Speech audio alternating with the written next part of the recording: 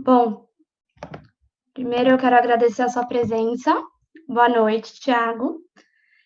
Eu estou aqui com o Tiago Alonso de Oliveira, que ele está na JHSF desde fevereiro de 2015. Ele tem 48 anos e ele é o CEO, CFO e o diretor de relações com investidores da empresa, além de membro do Conselho de Administração do JHSF Participações. Eu vou começar falando um pouquinho do grupo JHSF, para quem não conhece, está aqui nos assistindo. O Grupo JHSF é líder no setor imobiliário de alta renda no Brasil, com atuação diversificada nos mercados de shopping centers, hospitalidade, gastronomia e incorporações imobiliárias de luxo. Só no último ano, o grupo inaugurou o São Paulo Catarina Aeroporto Executivo, em dezembro, e lançou outros empreendimentos, como Fazenda Cidade Jardim. Para 2020, estão previstas as aberturas do Cidade Jardim Shoppings e 2 hotéis, em Trancoso e em Nova York. Antes de entrarmos nas questões sobre a visão da JHSF nessa crise do coronavírus, é importante entender como você, Thiago, está encarando esse momento inédito. Primeiro, eu quero saber, você está de quarentena, você está trabalhando de casa, como está essa rotina? Na verdade, primeiro queria agradecer o convite que vocês fizeram para a gente ter essa conversa. Eu e minha família, a gente não está em quarentena, nenhum de nós quatro aqui que estamos em casa temos a faixa de idade de risco, porém, temos evitado sair conforme são as orientações das autoridades de saúde. Mas toda vez que é necessário, ou a minha mulher ou eu, a gente sai para fazer aquilo que precisa na rua, e depois volta para casa, sempre aí tomando os cuidados com relação à prevenção do contágio com o coronavírus. E com relação ao trabalho, sim, a gente está trabalhando de casa, os filhos estão estudando de casa.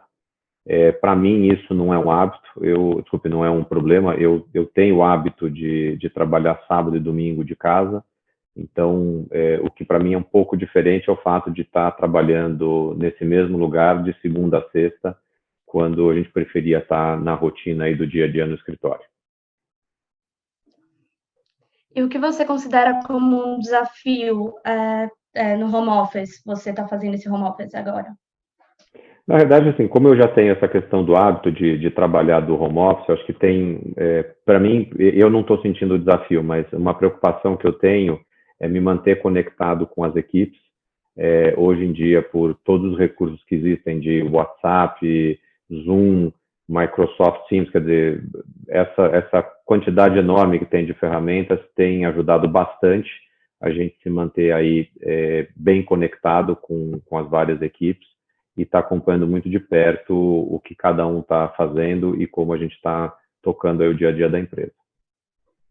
Perfeito. E você está conseguindo, assim, se desligar? Porque falam que no home office às vezes é mais difícil você parar de trabalhar em algum momento.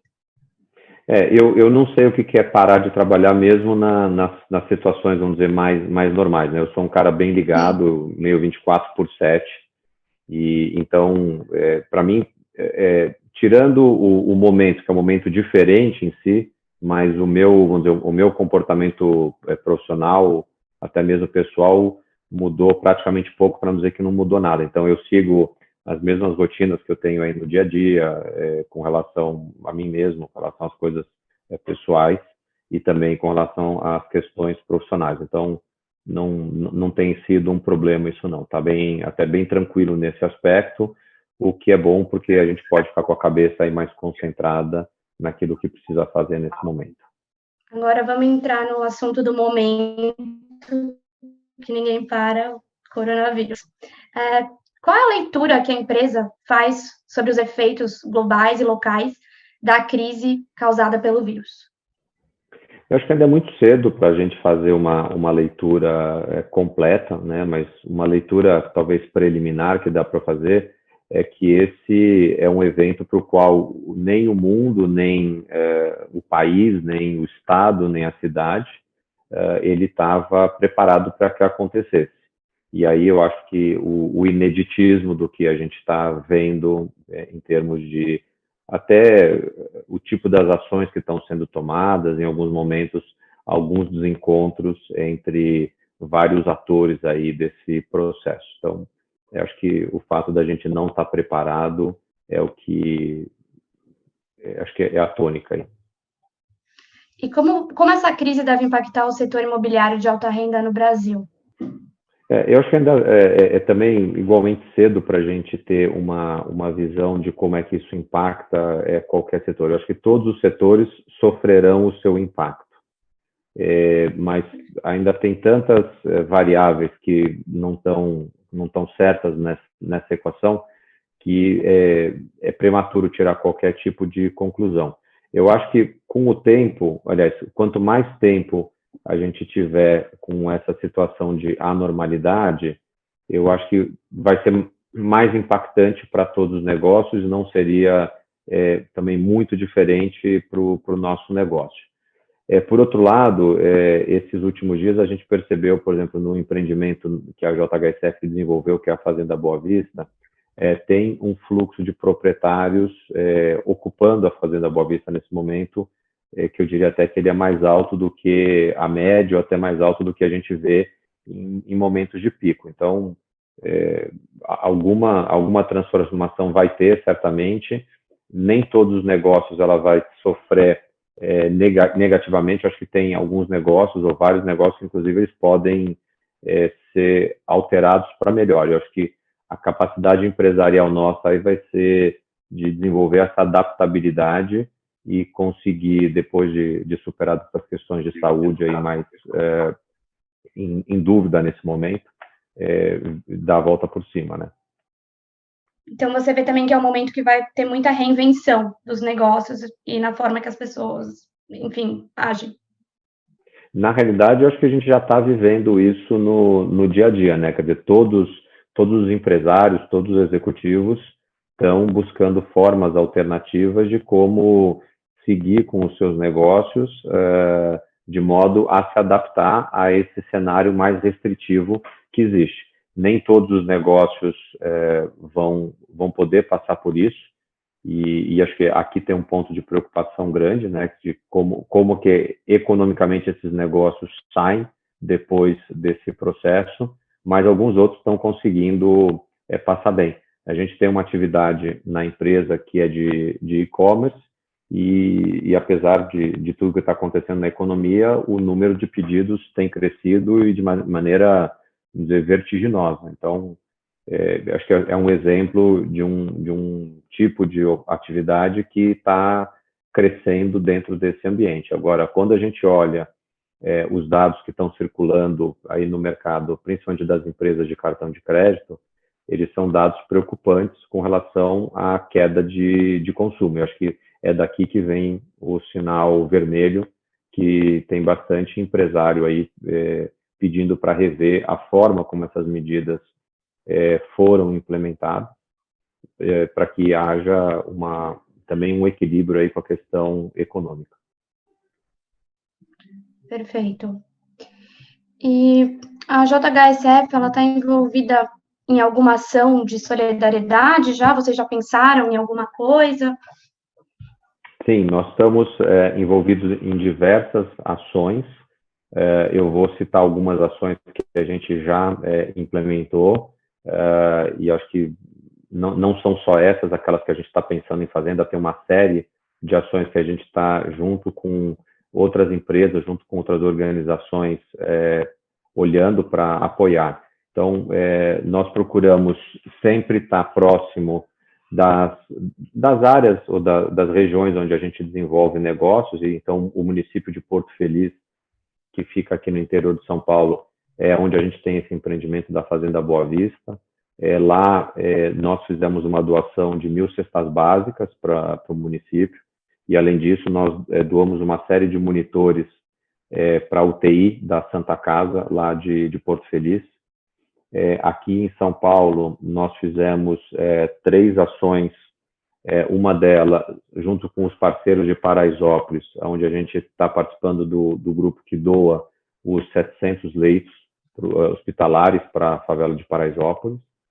Nós fizemos uma doação de 300 cestas básicas, além de produtos de higiene e de limpeza, para uma comunidade chamada Jardim Panorama, que fica próximo a um outro empreendimento que nós temos também.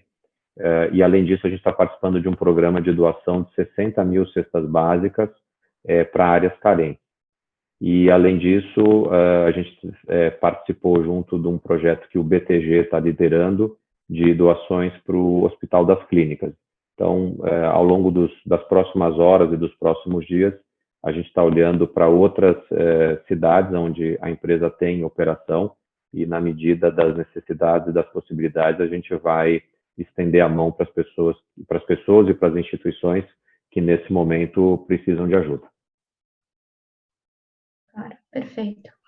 E você acha que já é possível mensurar o impacto das portas fechadas dos shoppings? E quais são as medidas adotadas para rebater? Você comentou até agora do e-commerce, né? Eu imagino que você falou do CJ Fashion.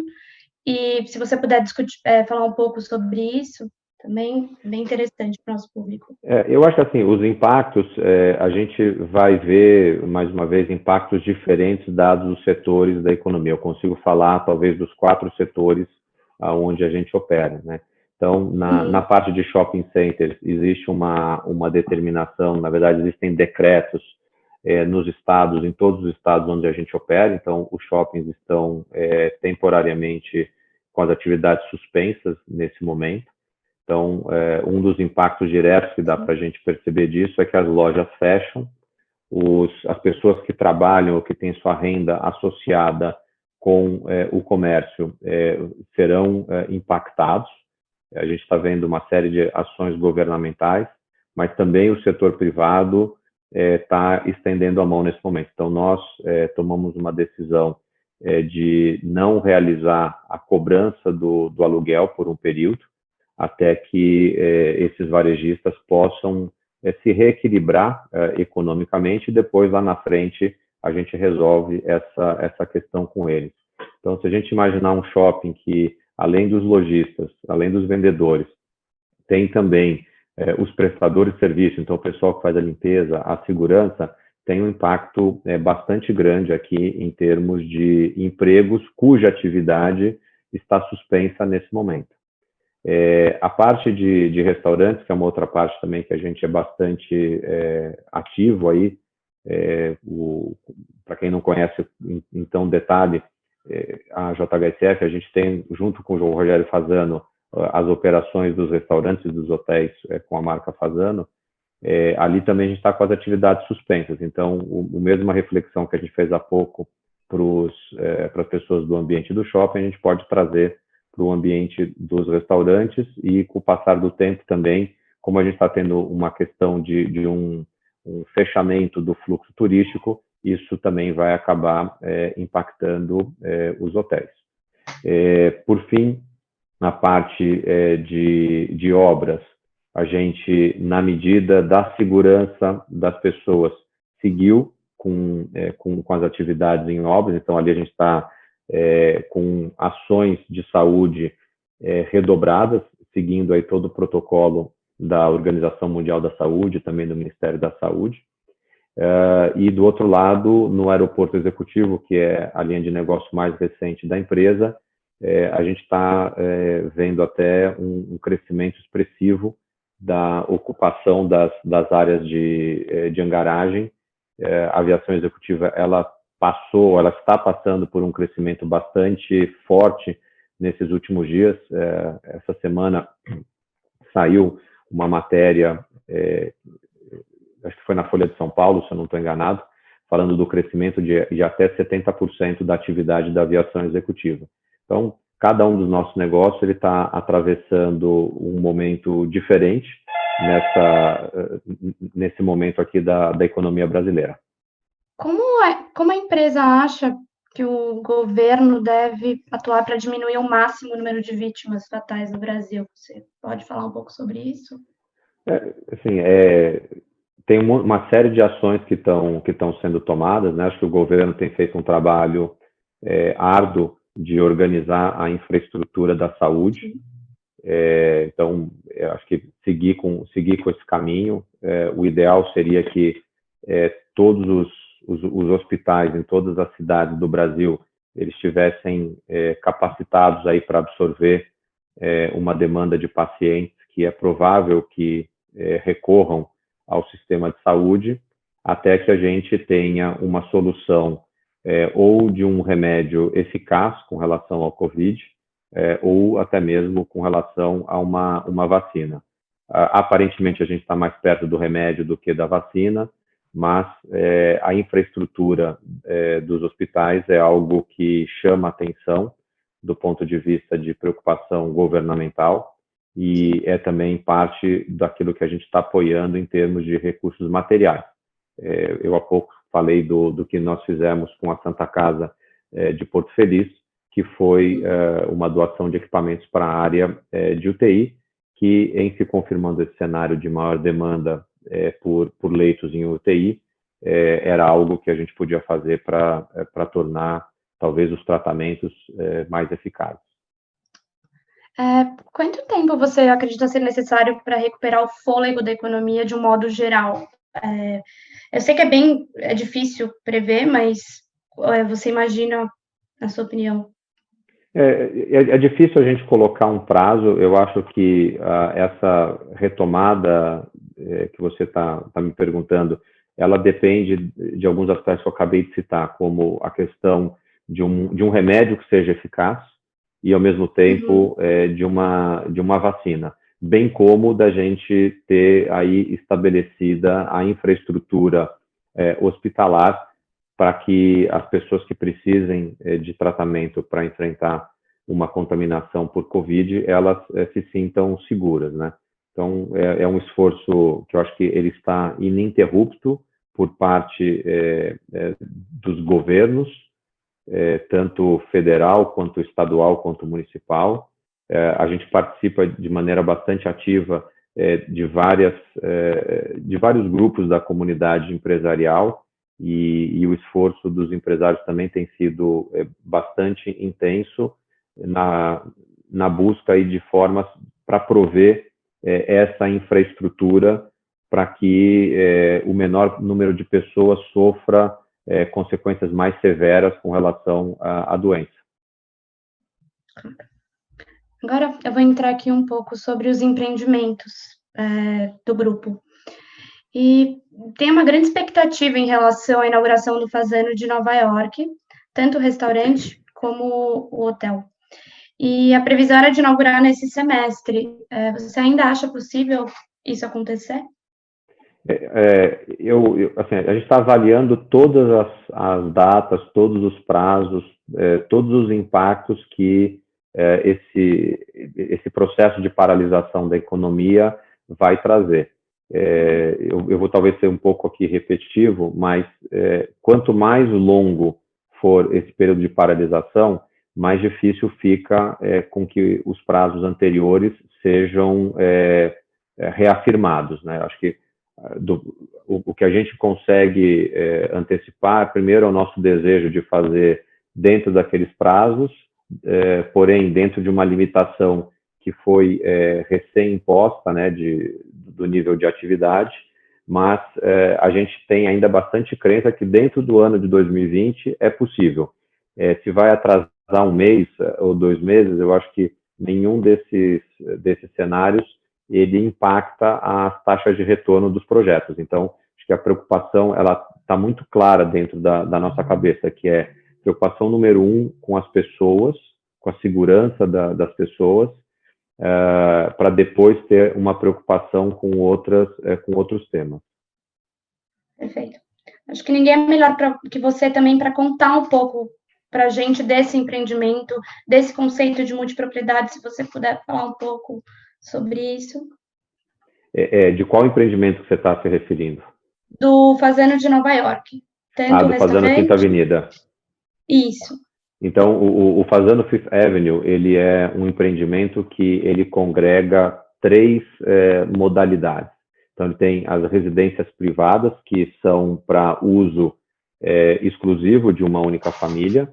Ele tem um segundo, vamos dizer, um subproduto, né, que é o que são as Club Residence, que são residências compartilhadas, e tem um terceiro produto, que são suítes, que são semelhantes a apartamentos de hotel, porém só abertos para quem for membro do clube. Então, são essas as 3 modalidades que estão disponíveis no Fasano Fifth Avenue. São quantos apartamentos ao total? Quantas unidades? São 4 apartamentos em multipropriedade, 2 em single family e são 7 suítes. Perfeito.